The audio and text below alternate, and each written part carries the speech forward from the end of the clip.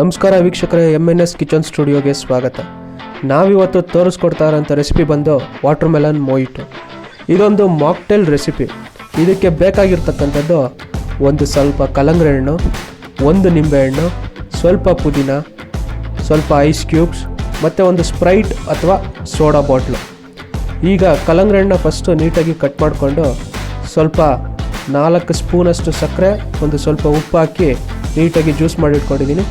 ಇನ್ನೊಂದು ಸ್ವಲ್ಪ water melon ಕ್ಯೂಬ್ಸ್ನ ಹಂಗೆ ಇಟ್ಕೊಳ್ಳೋಣ. ನೋಡಿ, ನಿಂಬೆಹಣ್ಣು ಕೂಡ ಜ್ಯೂಸ್ ತೆಗೆದಿಟ್ಕೊಂಡಿದ್ದೀನಿ. ಈಗ ನೆಕ್ಸ್ಟ್ ನೀವೇನು ಮಾಡಬೇಕು ಅಂತಂದರೆ 4 ಗ್ಲಾಸ್ ತೊಗೊಂಡು 4 ಗ್ಲಾಸ್ಗೂ ಒಂದೊಂದು ಸ್ಪೂನ್ ನಿಂಬೆಹಣ್ಣು ಜ್ಯೂಸ್ ಹಾಕ್ಕೊಂಡ್ಬಿಟ್ಟು ನಂತರ ಸ್ವಲ್ಪ ಐಸ್ ಕ್ಯೂಬ್ ಹಾಕ್ಕೊಂಡು ನಂತರ ನೀವು ಕಟ್ ಮಾಡಿ ಇಟ್ಕೊಂಡಿರ್ತಕ್ಕಂಥ ವಾಟರ್ ಮೆಲನ್ ಕ್ಯೂಬ್ಸ್ ಹಾಕಿ ಕಲ್ಲಂಗಡಿ ಹಣ್ಣು ಜ್ಯೂಸ್ ಹಾಕ್ಬಿಟ್ಟು ನೀಟಾಗಿ ಸ್ಪ್ರೈಟ್ ಹಾಕ್ಬಿಟ್ರೆ ಮೊಯಿಟೊ ರೆಡಿ ಆಗಿಬಿಡುತ್ತೆ. ಇಷ್ಟೇ ವೀಕ್ಷಕರೇ, ಇದು ತುಂಬ ಸಿಂಪಲ್.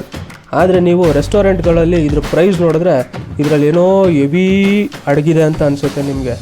ಅದು ಆಗಲ್ಲ.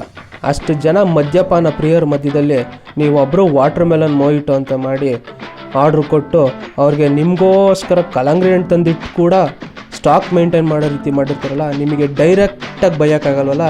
ಸೊ ಅದಕ್ಕೋಸ್ಕರ ಪ್ರೈಸ್ನ ಆ ರೀತಿ ಇಟ್ಟಿರ್ತಾರೆ. ಇದನ್ನು ನೀವು ಮನೇಲಿ ಆರಾಮಾಗಿ ಮಾಡ್ಕೊಳ್ಳಿ. ಕಲ್ಲಂಗಡಿ ಹಣ್ಣು ತಂದು ತುಂಬ ಟೇಸ್ಟ್ ಇರುತ್ತೆ. ನೀವು ಸ್ಪ್ರೈಟ್ ಇಲ್ದಲೆ ಇದ್ದರೆ ನಾರ್ಮಲ್ ಸೋಡಾ ಕೂಡ ಬಳಸ್ಬೋದು. ತುಂಬ ಸಿಂಪಲ್. ರೆಗ್ಯುಲರಾಗಿ ಕಲ್ಲಂಗಡಿ ಹಣ್ಣು ಜ್ಯೂಸ್ ಕುಡಿಯೋ ಬದಲು ಈ ಥರನೂ ಒಂದು ಸತಿ ಮಾಡಿ ಕುಡಿದು ನೋಡಿ. ಆಮೇಲೆ ಇದರಲ್ಲಿ ಶುಗರ್ ಕಂಟೆಂಟ್ ಸ್ವಲ್ಪ ಜಾಸ್ತಿನೇ ಇರುತ್ತೆ.